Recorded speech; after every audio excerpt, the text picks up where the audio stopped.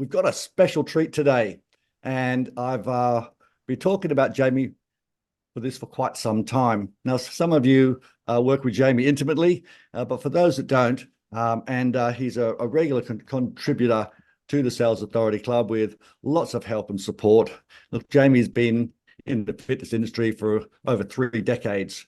For those who go to lots of conferences in Australia and all around the world, he pops up regularly. He's a sought after presenter. He's an entrepreneur, and he has been one of the pioneers of the fitness industry for over 30 years. I've known Jamie for quite some time, and he's always been ahead of the game. He always comes up with something. I go, my goodness. I remember many times we've butted heads on things, and I said, well, that's not going to work. And guess what? A year's time and everyone else is doing it. So we've been talking about leadership and management, guys, over the last 4 or 5 weeks, is to make sure we drive our business and our teams effectively. And when Jamie found out about it, he said, well, one of the best ways to do it, and he basically told me many years ago to read the series of the 1-minute books. He said, well, he presented this all over the place, and he's an expert in the 1-minute manager. So it's a small book, has lots of gold in it, and we're just really lucky to have Jamie here to present a rendition of the 1-minute manager on how to implement it. So Jamie, thanks so much for joining us today. Everyone's really looking forward to it. And guys, there is a handout in the files, but don't go downloading it now, trying to do it now. Listen to what Jamie has to say. And Jamie said he will also give you some of his slides as well. So over to you, Maestro. Thanks, Jamie. Hi, Steve, and hi, everybody. Thanks for the invite, and hopefully there will be some insights out of this. Let me start by saying, the 1-minute manager has been a revolution in management over the last 3 or 4 decades, and I followed it ever since I bought this book, probably about 30 years ago, and this book more recently, which is the brand new version. And there is my receipt where I paid $19.99 to invest in myself to buy this book. So hopefully by the end of this, some of you will do the same. And but anyway, let's just dive in. I'm going to share some stuff with you. It's going to be fitness industry orientated. I hope that's okay with you. So it'll be meaningful. And I hope as a result of me sharing a few ideas that I got out of this book, that you'll be interested to dive in and increase your management education. But firstly, you may want to ask yourself, do you know anybody, or have you gone to university and done a subject called How to Manage People? Or another question is, do you have a means of management in your business, in the organization where you work, or the organization you own, or the business you own, which is, this is how we manage people around here? Maybe you don't. But at the end of this session, I'm going to give you a default management system of how to manage people for the best outcomes. And it's better than the one you don't have. If you improve upon it, please let Steve and myself know, and we'll be delighted to learn from you. So let's just dive in. I'm going to share a few slides I put together. Steve, can you see that clearly? Steve. All good, Jamie. Looking okay, great. So firstly, let's just have a quick look at how your fitness business is organized. And we're going to talk about managing the business versus managing people, because people get confused with this word manager. Of course, hands up those who are owners. Yep, you've got some hands up, great. And let's say it's Jack and Jill, and your key performance indicator, which is your goal, is profit. Because that's how you judge whether your business is winning or losing. And then let's say the owners are Jack and Jill, but the manager is Jill. Maybe Jack and Jill are husband or wife and Jill, and her key performance indicator is profit and maybe direct debit growth. You might have others, I don't know, but they're pretty good ones to start. And in order for Jill to achieve this, there are 4 key functions that have to happen. Firstly, marketing. Let's give Jack a job. He's responsible for marketing. And how do we measure whether he's doing a good job? Number of leads and cost per lead. Then, and that's lead gen. Now we've got lead conversion. Let's say Jill, she's the sales manager of this business. And how do we judge whether she's doing a good job on a daily basis, weekly basis, annual basis? Maybe number of appointments she's got made. I mean, you guys that own business, the first thing you should do when you walk into your center is have a look at the diary and say, how many appointments do we have today? I'll give you all these slides, don't you worry. And how many sales do you make compared to budget? What's your conversion rate per salesperson? What's the yield? Are they selling crappy low yield memberships or long-term memberships? And then service. Let's say Jill's responsible for service. It might be a Group X club. It might be a PT club. It might be a vision center with fantastic. KPIs might be attendance. Are people showing up? Because the direct relationship between that and attendance. Secondary spend. Are they spending on goods and services and extra products? Is it stimulating word of mouth referrals to help the marketing efforts? And finally, the last one isn't a key function, but it's more functions that have to happen. Finance, and let's say Jacker is responsible for that. Receivables, which he outsources to Debit Success or Smart Pay, whatever. Payables, paying the bills, the payroll, BAS, paying the taxes, and reporting to the owners so that every month they can see a P&L statement to see are we winning or losing. So my guess in some way, that's where you fit into that business. But let's say the owners, Jack and Jill, one of the disincentives to growing their business is they have to work harder, because notice how their names are in all the boxes. But let's say they decide they're going to recruit and train a person called Sally to do the sales or manage the sales, even better. And they were going to recruit Sam to deliver all the Group X programs.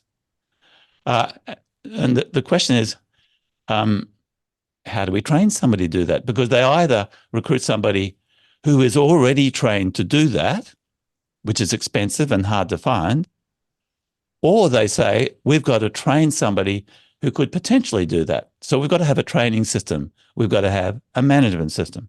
And then finally, and so this is what I'm going to suggest, this is a good place to start, the book, The New 1 Minute Manager. And finally, let's say Sally becomes the manager and they recruit Susan to sales. So look what happens now. There's the four walls of the business. None of the owners work inside the business. Suddenly they are free. That's a great business for you to work for. They'd be great owners. These business owners would be free to go open other locations. And so who is this session for? Anyone who has to train any person in any task so they can achieve a clearly understood and measurable outcome. So hands up the sales managers here. There's some people who are sales managers. You're training salespeople, managing salespeople. Teachers, you're managing students. Coaches, I know Amanda who's in the group. She coaches masters athletes. Trainers are training clients. How many people are parents? I'm a parent and a grandparent, So we're training our children. And also you've got new or current employees taking on a new task. So you might have somebody that's worked with you for 5 years as a receptionist, and you're going to train them in sales. Now, so they're new to that role. And do you have a training system, a management system for managing that person? So we're all in management. That's the point I want to make here. And here is a key message. You can't manage people. You can only manage their performance, which is exactly what they do, what they focus on, how they do it, and the outcome. So, guys, I'm just going to stop sharing. Do I have your attention yet? Can you relate to anything that I've been sharing? Yes, nod, no. You can click off. Okay, great. Thank you. You're with me. Cool. Great. Thanks, Steve. Got a great audience here. So let's keep on going. So I read, here I've got the old book from 30 years ago, The 1 Minute Manager, and now you can get the brand new 1 Minute Managers. And whichever one you get, start somewhere or read them both, even better. But feel free to substitute the word manager for trainer or for teacher or for coach, because it really applies. So just, You can say the 1 minute coach, the 1 minute. As a matter of fact, Amanda attended my session in Filex. When was that, Amanda? This in, I think you said 1993 or something like that. Was that right? Yeah, sometime in the 90s. Okay. It was a long time ago, and I answered the question. You gave me the 1 Minute Manager book for free There you go. as the prize. Fantastic. So that was 30 years ago. So this, it still works now. But regardless of what your role or how you see yourself, you are a manager. Okay. So I just want to make that point. Now, the 1 Minute Manager has 3 secrets. And I think you should learn these secrets and make them 3 habits, which is 1 minute goal setting, 1 minute praising, and 1 minute redirect. In the earlier book, they used to call this 1 minute reprimands. Mm-hmm. It's still worth reading that book because I think they're great lessons about that. And I'm actually going to share you a bit out of both books because I think they've got great lessons to learn. But let's start with 1 minute goal setting. So everyone who you manage now and in the future failed one subject at school and university. And Steve, looking around the room, it is obvious to me that all the SAC members failed this one subject, and it is mind reading. Yep. Okay. And all your people that you work for, that you work for, or that work for you, or people you're managing, or everybody failed mind reading. And if you assume people can read your mind, you will never be a good manager or coach or leader. Okay.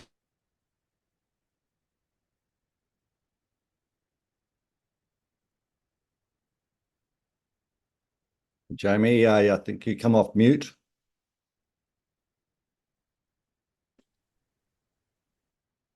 Okay. Can you hear me now? Yeah, sure can. Yeah, thanks. So, guys, here is a joke for mind readers. Did you get it? Of course, you couldn't read my mind. Of course, you didn't get it because you're not mind readers. Okay. So let's go back. Can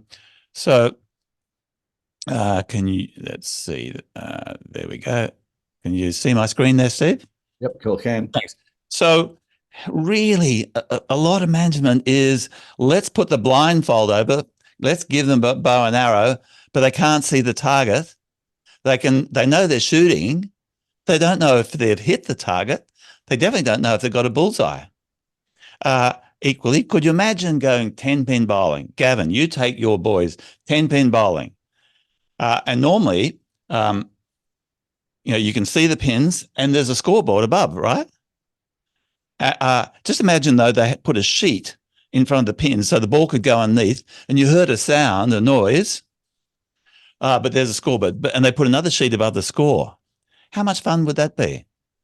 And, who's been watching either tennis lately? Fantastic tennis. Imagine watching the tennis, but there's no score or no scoreboard that you can see.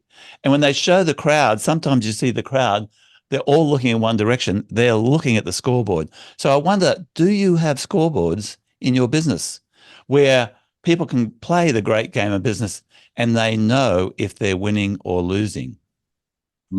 Or do they wait for the annual performance review? That is not a way to manage. So let's look at a salesperson, because we're in the sales authority club. Let's look at the salesperson key tasks. And there's a lot here. Let's say inbound info call process. Do you have an info when the phone calls? Outbound calls to opt-ins, walk-in, meet and greet procedure. Do you have that? Do you have a sales process in the center, pre-qualification, tour, demo, proofing, price presentation, overcoming objections, enrollment process, booking the next step after enrollment, or if they don't enroll, sales process via Zoom, all the same via Zoom. PDR. By the way, what does PDR stand for? Somebody quickly. Come on, guys. Come on, PDR. Practice, drill, rehearse. Okay. Database management, because Not everybody joins. You've got to remarket to them. Driving referrals, social media content. Everybody's involved in that nowadays. Local area outreach, that still works. You maybe not lead boxes, but flyers with QR codes. Reporting of your key performance indicators. So there's a lot to teach them, and for them to master. So let's go back to that list. That is a lot for a new person coming into sales in our industry for you to teach them. You've got to have a way of teaching them, not just so they're aware of it, but they've mastered it. What Tom Hopkins used to say, not getting to the stage where they can do it right, but getting to the stage where they can't get it wrong. And that's where PDR on point 6 that has been drilled by one of my coaches called Steve Jensen is just so important. So there really is a lot to teach, but you need a way of teaching them. So a typical salesperson reports, they might report on a bunch of these things. How many phone conversations, how many appointments, tours, sales, secondary sales, referrals. You've got your own reports.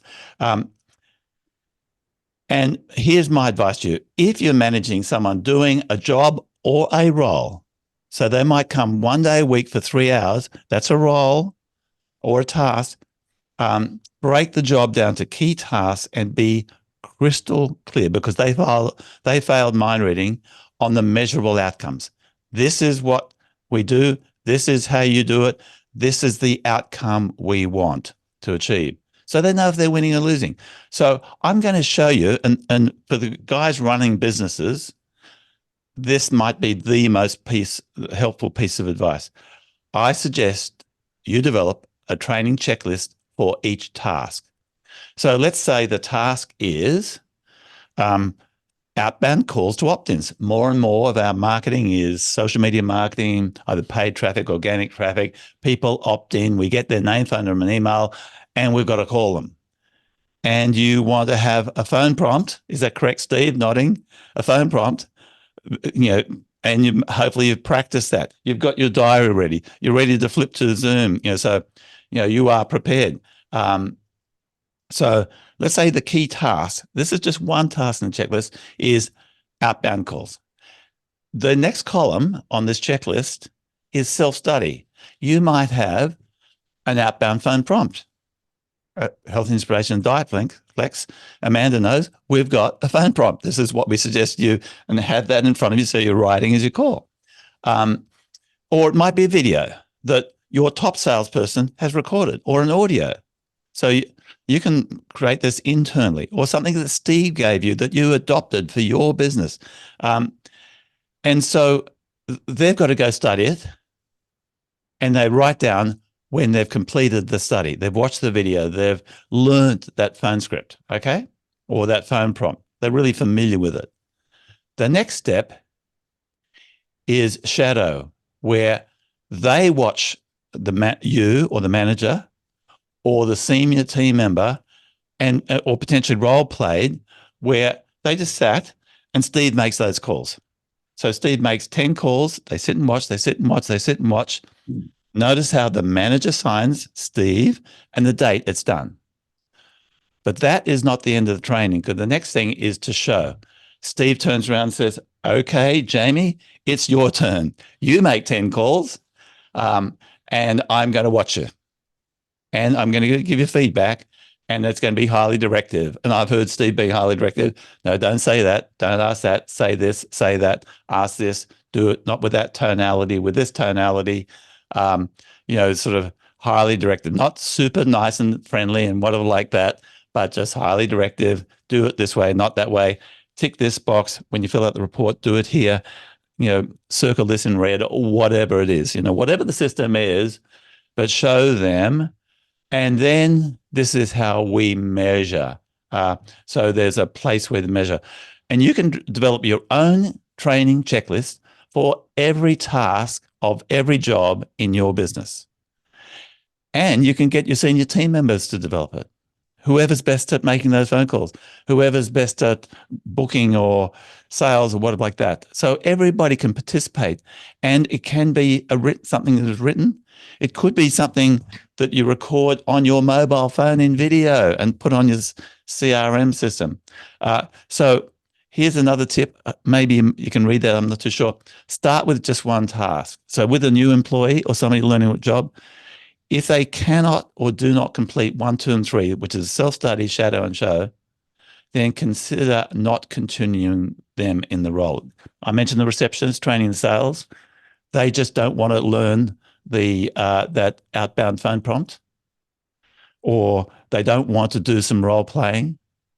Just don't continue them in that role. Maybe they'd be better off cleaning or something, the gym or something like some other role. But if they're a new employee and just on one task alone, making that phone call, they don't want to engage in your training system, well, then maybe you've hired the wrong person and you need to say, hey, look, it was nice for you to spend the first few days with us, but we're going to pay you out now and let you go on to your brighter future. Yeah. But don't yeah. Guys, I want you to hear what Jamie just said. This is a big rock. And look, it's taken for granted with people that have been doing this for a long time, but listen to what he said.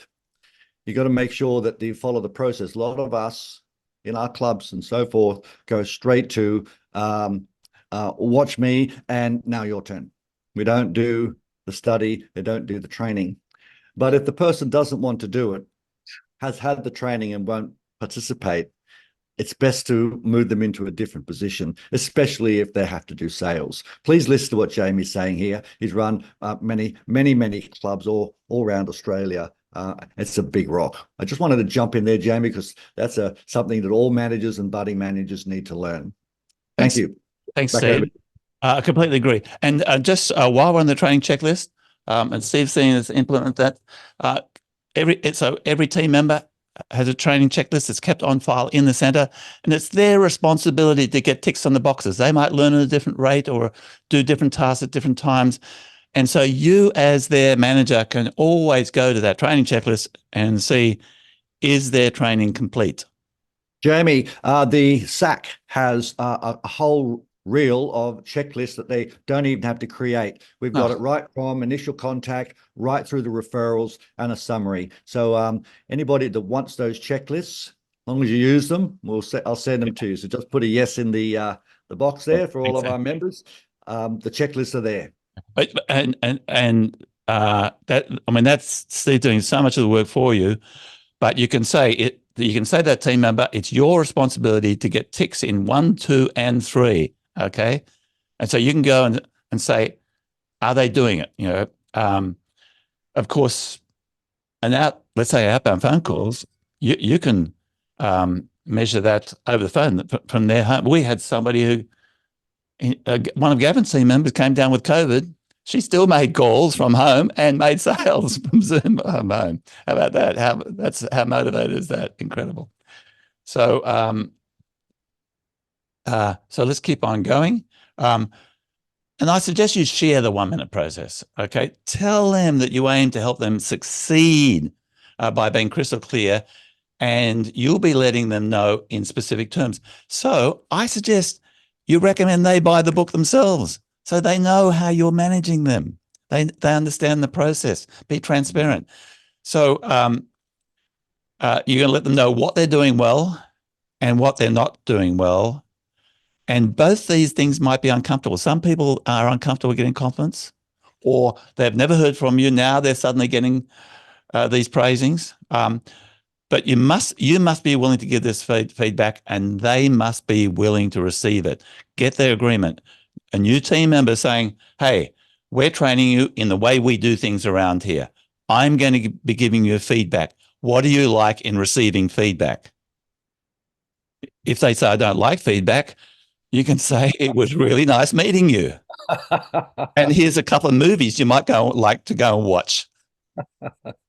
Thank you for visiting. Yeah. Totally agree. But really, seriously, because you've got to wish them well, have a good intent for them, So let's move into 1-minute praisings. And this is all about catching people doing things right. You walk by, they're making phone calls to opt-ins. You sit there, you listen, and what do? Firstly, you praise their behavior. Hi, Judy. That was fantastic what you were doing. Do it soon. Be specific. I see you using the phone prompt, which is exactly what we asked you to do. Of course, every phone call is going to go a little bit different, and that's why we don't call it a script. It's a prompt. So that's fantastic. And I feel you're doing a really great job about this. You're making a big effort. I feel really good. Then you can pause.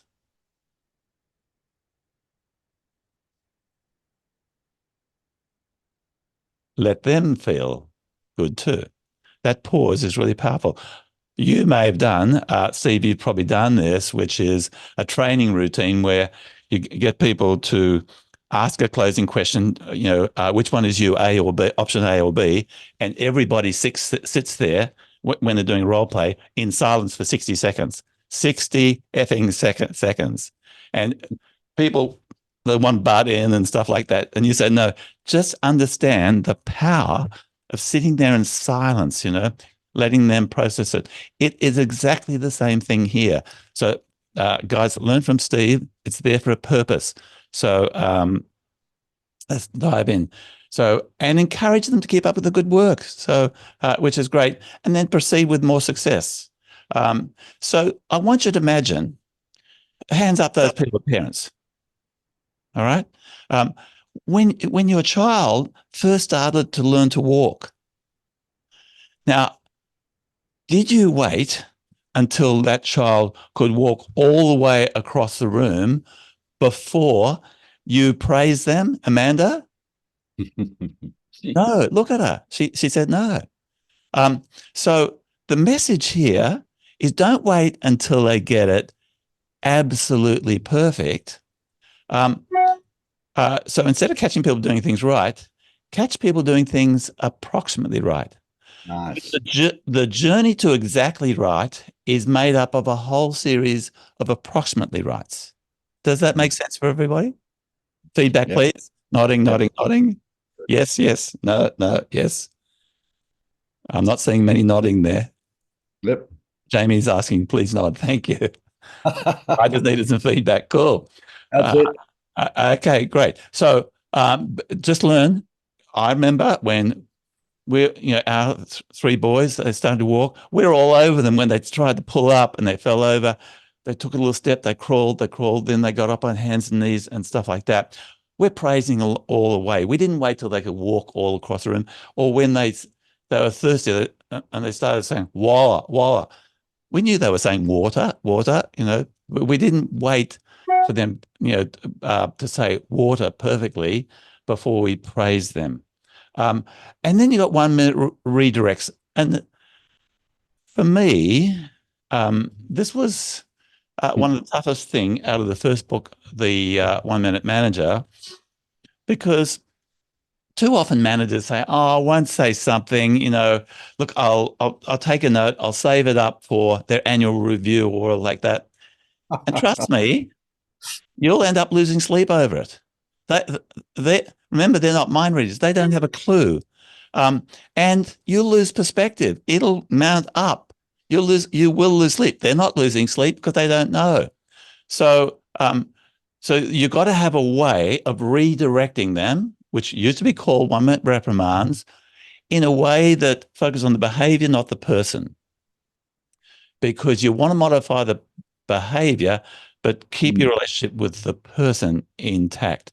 So let's dive back in, have a look at the rules here. So firstly, sorry, Steve, can you see that? Can you see that? Yep. You can see my screen. Firstly, just before you do a redirect, check the checklist to see if their training was complete. Because maybe Judy, in making those phone calls to the opt-ins, is really screwing up. And you said, but we trained her. And then you bring up that checklist and said, yep, she studied the prompt. I showed her. I spent an hour showing them how to do it.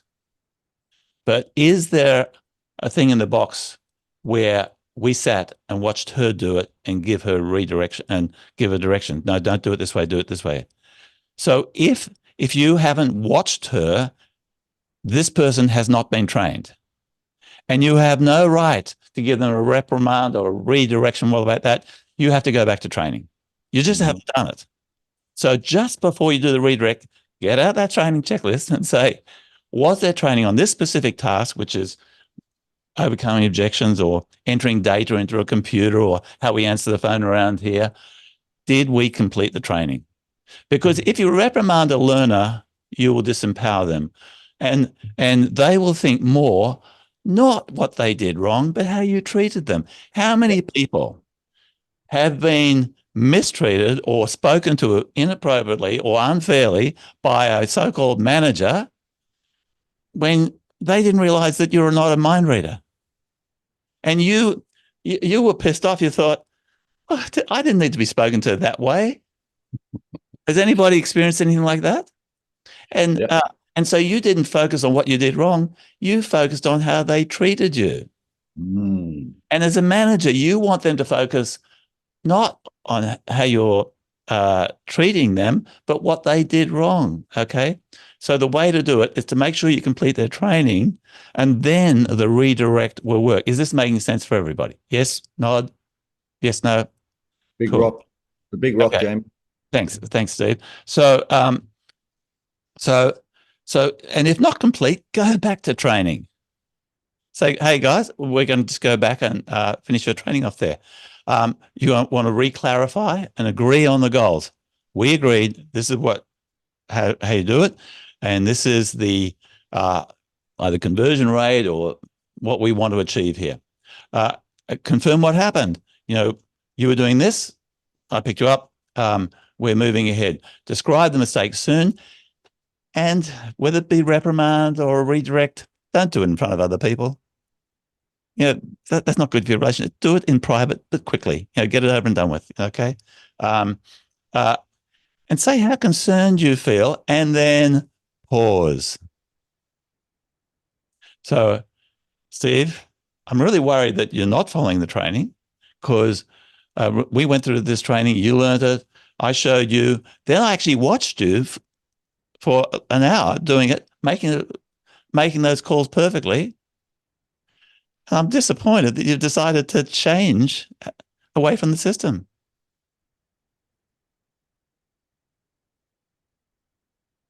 They're feeling it. Okay. Sure can. Let them feel a concern. Tell them they're better than the mistake. This is not you. You're one of our best people. You're an important part of this team. You've actually helped us develop some of our training resources. You can feel the power, can't you? Mm-hmm. And when it's over, it's over. Let's move on. We're a team. Let's get on with it. Proceed with better performance. So here's a game plan. Firstly, let people know up front what you're going to do to help them win. The reason I shared that org chart of the business, so we've got owners, managers, they've got their KPIs. We've got marketing, they've got their KPIs. We've got sales, they've got their KPIs. These are scoreboards, aren't they? There's a book called Open Book Management. You can make these scoreboards available to everybody. How many opt-ins do we get? How many sales opportunities do we have? How many sales do we make? Blah, blah, blah. And the Group X teachers can have their scoreboard. The PTs can have their scoreboard. Everybody can see each other's scoreboard. So because we're a team here. So 1 minute goals, remember, summary, make it clear what the goals are, show them what good behavior looks like. And also, it's good to say, the reason I like that org chart is it says, this is your contribution to the business, to the team. You doing that one thing is really important to the whole team. It's a team effort. Just like, let's say in a netball team, you've got the shooters and defense and different roles, and they've got their own scores. Put each goal on one page, use a goal training checklist, which you can develop, which just as an aside, this is wealth creation if you want. If you own a business or think about owning a business, if you have a training checklist with a training checklist for each task, for each team member doing that task, your business will be more valuable. It'll be easier for somebody who doesn't know your business to buy your business, particularly if you've taken your name out of the internal box that I showed you earlier. so that you're no longer managing it. You're no longer doing sales or delivery. You just happen to be the owner. That's a nice business to own because it doesn't own you. It's also an easy business to sell at a high return. Just a little aside for wealth creation. So let's see, share that screen again. So here we go. Let's see, review goals frequently, encourage people to notice what they're doing to see if it matches the agreed goals. So encourage each team member, have their goal in front of them, okay? And you can set a weekly goal, which is beginning of each week. Steve, what is your focus this week? What is your goal? Could you write your goal down? Let's agree on the goal. Put that goal on one sheet of paper right in front of you. It is, we want you to speak. We've got 1,000 on a database. We want you to speak to 35 people this week. That's going to probably take 70 dials to make them the offer to hopefully get 5 people in and 3 sales, in addition to what walks in and stuff like that. But it's a super clear goal, okay? Very clear goal. It could be a social media goal of posts that you want to put out this week or whatever like that. And so if what they're doing doesn't match their agreed goals because they're losing focus, you can refocus them and say, here's the sheet. We agreed on Monday. This is your goal. How are you going on that goal? Achieving that one thing. So keep their focus like the blinkers on horses. Now, if they've achieved the goal or they're headed towards the goal, then you win and you can go straight to 1 minute praising. Praise the behavior, do it soon, be specific, how good you feel, pause, let them know, encourage them, proceed with the success. But if the goals are not achieved, you lose. Remember, go back to the training, make sure the training's complete on that task, not the job, the task within the job. Then you got the redirects, go through all that stuff we went through. Tell them they're better. And when it's over, and then proceed to better performance. So this is like just a big game plan that you can just use. Where are we with this? They're winning, great, praising. Stumbling, then we're going to go to redirect, which may involve extra training. So I really encourage you to invest in this book. And here is a thing I've noticed being in the fitness industry a long, long time. As all managers are looking for good people. Hopefully you agree with that. But equally, good people are looking for great managers. If you can become a great manager, good people will seek you out because they know that they can learn from you and it can accelerate their progress in their careers. Just yesterday, Justin Ashley has built a fantastic team in Sydney. I posted, I said, if I was new in the industry, I would beg to come and work there to learn from him because he is a great manager, So be that great manager that people want to work for, and you'll have lower turnover because you will have their interests, and they know that they're interested in your career. You're not going to be there forever. Sorry, I don't think I did that correctly. Let me share that again. I'm not as good on this as Steve is. Can you see my screen, Steve? Yes, mate. Yeah. Now, so invest in yourself. So, guys, there is my receipt, $19.99. Okay, I bought the new 1 Minute Manager. There is my receipt. You can go to any bookstore. You can go to Amazon, Kindle. If you're a listener, Audible. But I do as a matter of fact, I do both. I listen on Audible, but I'm going through the book, highlighting stuff, stopping reading at the same time. The original 1 Minute Manager you can get for free on YouTube. You can watch the whole thing on YouTube. And I encourage. I've got a question from Yvonne, and she says, "I'm running where the 1 minute comes in because these tasks will take longer than a minute to do." Oh no! The management only takes a minute. The 1 minute goal setting initially, and that's a really good question, Yvonne. Thank you very much. Initially, when you start the goal setting process, It will take a bit longer. That's quite right. But eventually get down to a minute and eventually get down to the stage where they are setting their own goals. They're giving their own 1 minute praisings and their own redirects. So they become self-managed dudes, but Yvonne's quite correct. But the actual management, training in a particular task, yes, that might be an investment. But what's the saying? It's much better to train people and have them leave than not train them and having them stay. If you want to have time as a manager, time freedom, you need to invest in training. So managers need to be constantly recruiting, constantly training. There is no other, there's nothing else. Because suddenly you see, oh, I'm looking for a salesperson, I'm looking for this, I'm looking for that. Well, you want to look for somebody who's a potential salesperson, potential receptionist, a potential Group X manager or whatever like that. And that you've got a training system that you can make them a successful salesperson.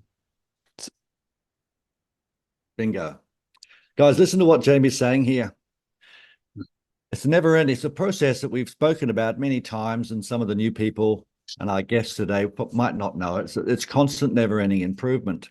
It's improving those one things. But if you're a manager, you've always got to be on the lookout to recruit and attract. Recruitment is an old word. I like to actually utilize the process called attractment. Attractment is like what Jamie was saying. Wow, Justin's actually opening a club. You want people to want to come and work for you. So I spoke to a couple of you a little while ago, was to say, make your place look like fun to hang out with and have your staff saying it's a great place to play. The 1 minute manager processes, is it like anything? But Yvonne was saying take longer. Well, yep. I remember when I first started doing certain things, it always takes longer to start with.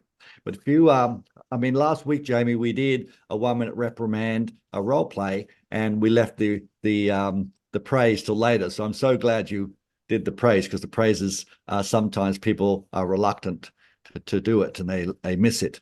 But when you learn how to do it, and you've got to do your PDR, not just that they got a checklist. If you're a manager or a leader, practice on other managers, practice on each other in the sack.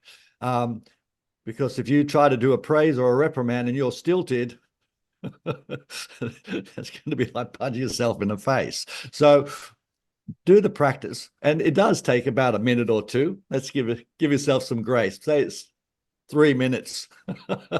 Well, guess what?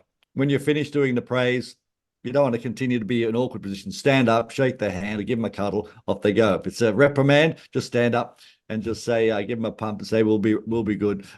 We're looking forward to turning this around. It needs practice. And it also, for those of you that want the checklist, which I will gladly send to you, I've upgraded all the checklists too just recently. We just done a big audit at some of the clubs, and they're all upgraded. But you've got to practice what's on the checklist.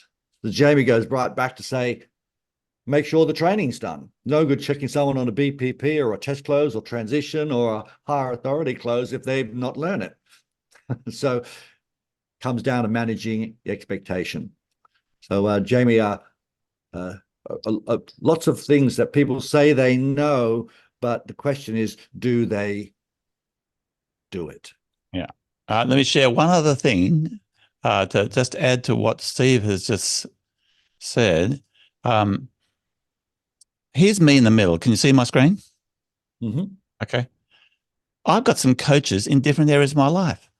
The top left, that's Bronwyn Condon, our accountant. We meet with her every 3 months, and she coaches Ellen and myself on sort of personal finance issues. There's Matt Phillips from Zip Leads. I attended his coaching every Thursday. There's Steve Jensen. Steve Jensen, one of my coaches. There's Connor Wallace. He's my boxing coach. And boy, is he hard-assed, okay? So I've got, in different areas of my life, some coaches. Then I've got people I coach. So I buy into this notion of having people who manage me and coach me and teach me. And I can assure you, my accountant on direct debit, she is a very expensive coach to have, but So I'm doing it too. So this is the process, not just for me teaching you, but I'm actively coaching people. I'm learning from my coaches in different areas of my life. So, and I do encourage you, for what you want to achieve, that you find the mentors, the coaches that can coach you in those different areas of life. So, Steve, anyway, if anybody's got any questions, happy to take any questions. Great, guys. Let's take the opportunity to ask some questions. A lot of you are owners, managers, and so forth. I'm sure a lot of you are writing some bits and pieces down, but take the opportunity to ask Jamie a question. I can either give us a wave, or you can use the little reactions down the bottom. So I want you to throw a few questions out to Jamie, and you can put it into perspective. I'll start with a question, Jamie, if that's okay. Sure. Actually, before we start, let me tell you a liberating thing. I don't have the answers to all questions. All right. How quickly, what's your thoughts? Do you go in hard from the get-go with respect, or are you soft when you go in there, try to be everyone's friend, and then ramp up the intensity later? So I have my thoughts on that. I know you know what they are, but from your experience over many years, is it to be their best friend and be lovely and be their mate, or do you set the parameters strong and then back off when they actually achieve? Well, firstly, let's say you read this book, which is 96 pages, and look how thin it is, all right? And you say, yeah, I've listened to what Jamie and Steve have said, and I think this could be helpful to me and my team. And so I'm going to start behaving differently as a manager.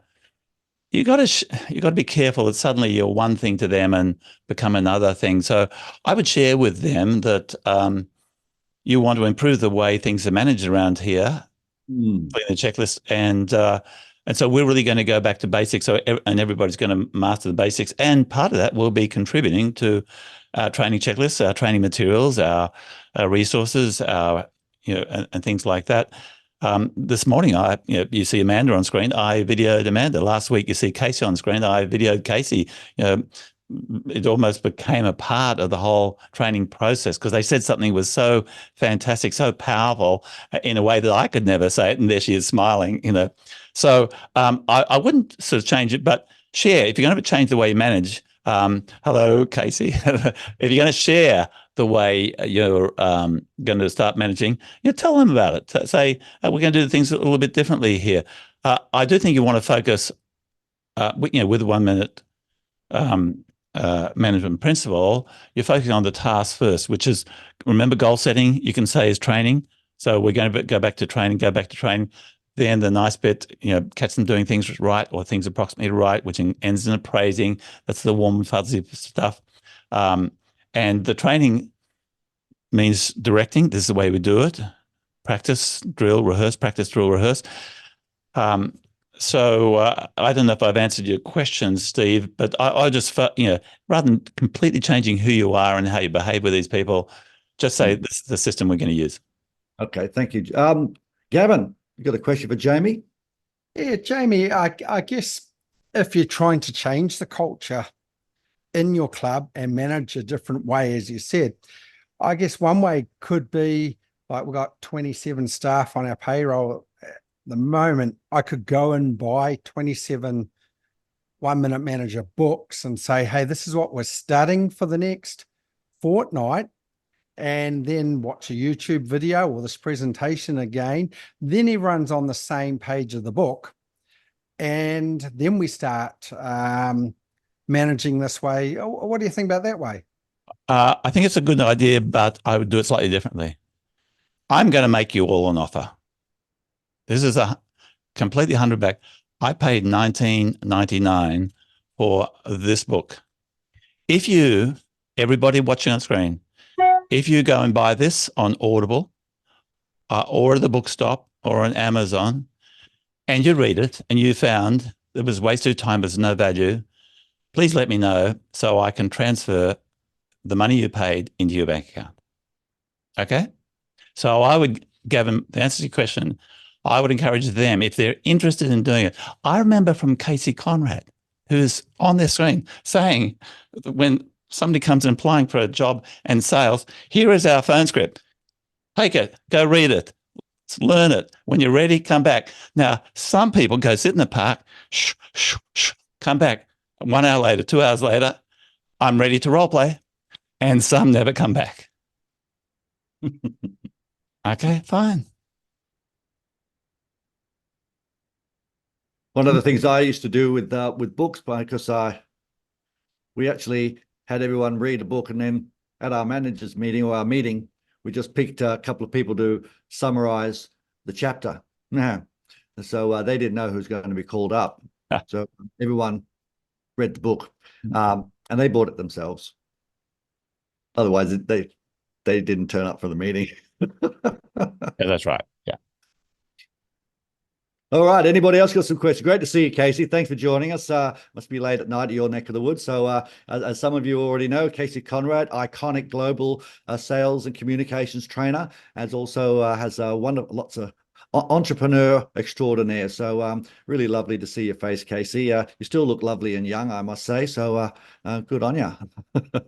You want Thank to you, try? Steve. I was having my dinner, eating my dinner, listening to you guys, so that's why I had the camera off.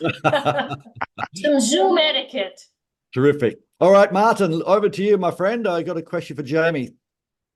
It's something that I ran into, and it's a bit confusing to me when I'm listening to the how to make friends and influence people. He often says that you should never, how does he say it? You should never criticize people.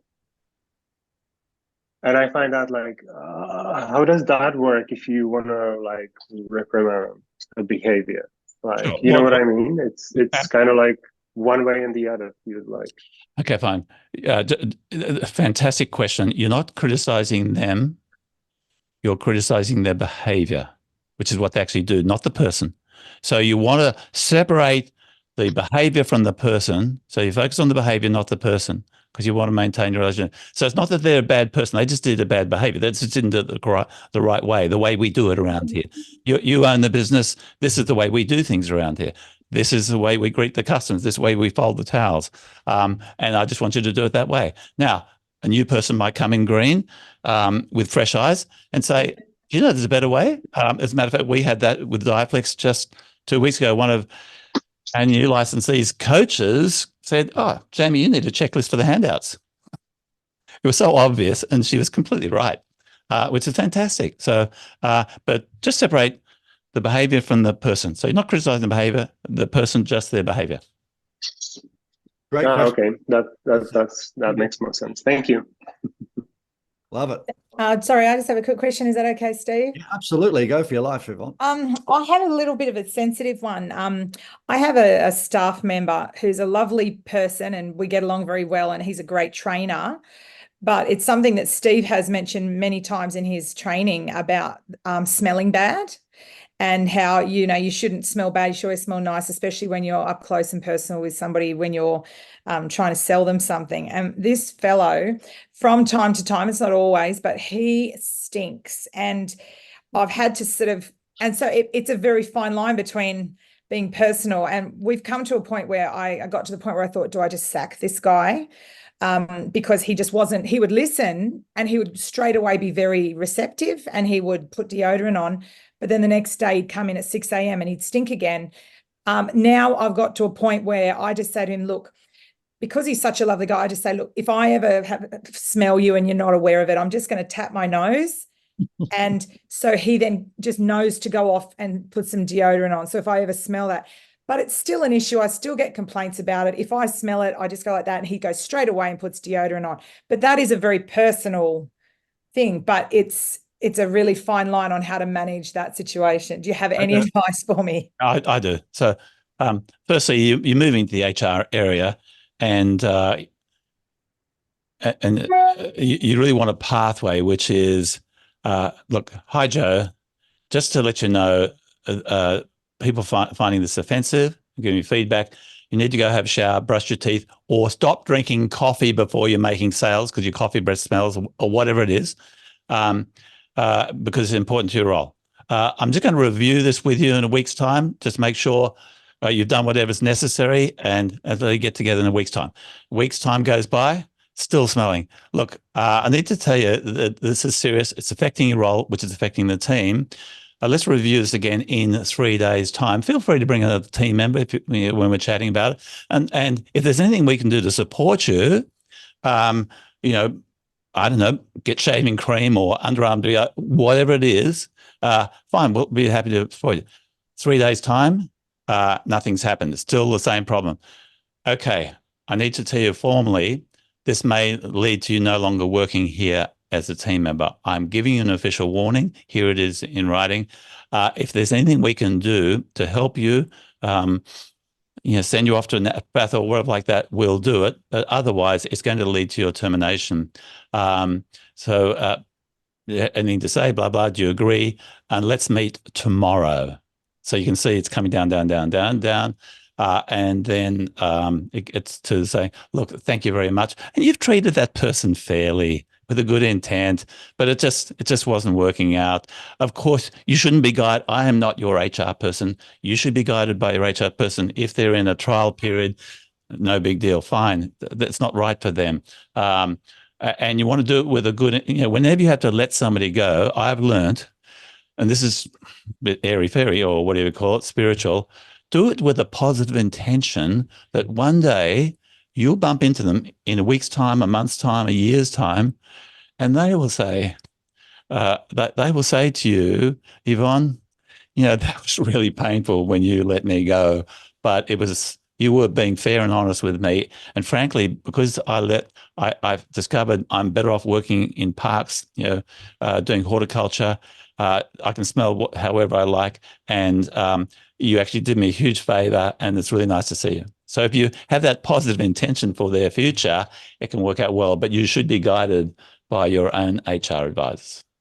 I think you hit the nail on the head. That's a proper protocol for Australia, but I think Casey's had a good one here. If you look in the suggestion box here, suggested that it's usually probably not a hygiene problem, so it's a diet problem. She said, well, have a habit of using deodorant after every client. So it's after client, go and do your deodorant, we're good to go. So that's a way of fixing the problem. So after every time they do some stuff, see somebody, they use the deodorant. So that should fix the problem. So I've had the problem. I've had the uncomfortable conversation. I made light of it, really. I said, poor mate, come here. If I was stinking, if I had body odor, bad breath, and so forth, I'd hope you'd tell me. Would you tell me? I said, terrific. No, I'm just curious. If you were the same, would you let me tell you? I said, terrific. Come here, mate. You stink. So what are we going to do about it? Palm olive gold or whatever the case. And it was a little bit. So if I smelt, if my breath was no good, I said, I'd want you to tell me. Are you okay with that? They go, okay, mate. Oh, how am I going? Okay, we're good. All right. Now, if you were the same, had bad breath, had, garlic or had too many bourbons on the weekend, and you had a bit of a, BO problem, you'd want me to tell you too, wouldn't you? Yeah, oh, absolutely. I say, well, mate, come here. You stink. So let's sort it out. And just laugh. I said, and we'll keep you be my buddy on this one, all right? And I'll be the buddy, but we can't have body odor in the club, So I'm just going to check myself, because sometimes I'm a bit on the nose, and you can do the twos. And upbeat it, becomes really serious and so forth. You'll find that it will become serious. So, but Jamie said, if it doesn't improve, you got a park company. Oh, and actually, just by the way, just on this, I know it's not 1 minute management stuff, but there are people like me that I can wear cotton without it creating perspiration. As soon as I put on like an athletic, synthetic stuff, I start sweating straight away. Bang. Don't go figure. I don't know. Anyway. Look, I had a same problem with someone, and they just didn't know how often to wash their uniform. It was a washing machine thing, not a personal body thing. So sometimes you have to look outside the square as well. Or they were working out in their uniform. Wow. Now, Steve, I'm going to ask everybody to think of a person in their life who was pretty tough on them. It could be a teacher, a parent, an aunt and an uncle, a sports coach or whatever like that, who was tough at the time but helped them achieve more than they thought they could achieve. And in hindsight, even though they were tough, you think about them with great affection. because of how they led you to achieve better performance. Can anybody put up their hand saying, I've got a person like that in my life? I did. Sure. Okay. Oh, yeah, fantastic. Ah, Tough love. yeah. Well, Jamie, I think you've gone on freeze. Yeah, I have. See, I hopefully you can hear my where is it? I am here. See, can you hear me? Yeah, there you go. You're fine. There you go. I'm back with you. I've learned that I've got to figure out how to switch off hand animations. If I wave my hands around, it freezes my screen. Well, Jamie, we've come to the bewitching hour of 12 o'clock, so everyone's going to rock and roll. Thank you so much. I love the 1 Minute Manager and all the concepts. Everybody, please download it, get the audio book, listen to it. It's always better to listen and read a book 6 or 7 times and listen to read 7 books. It's the action that you do. So it takes a massive action. I think Martin's doing a wonderful job in making the How to Win Friends and Influence People his project for the month. I've sent everybody yesterday who was actually at Q&A the audio book of How to Win Friends. So that's it's in Hightail. So it might just be a normal email. And I've also sent you the Friends in Business a checklist. So Jamie, thanks so much, mate. Steve, here I am talking about being a 1 Minute Manager when 2 of my most influential coaches, yourself and Casey Conrad, are here listening to me. So that's a big thrill. Absolutely thrilled for us. And I really appreciate your time. And I'm sure everyone's going to put it into practice. So let's give Jamie a big thumbs up, guys. Come on. Yes, a bit. Yes. Thanks, Casey, for popping on. Lovely seeing you. We should have a Zoom one day and just chew the thin, eh? That'd be lovely. All right. All right, gang. Have a wonderful week. Let's kick some goals. It's the 1st of February. Let's do the damage. All right. And congratulations on most of you of crushing your target and setting some new goals and sales records as well. All right, gang. We'll see you later. Bye-bye now.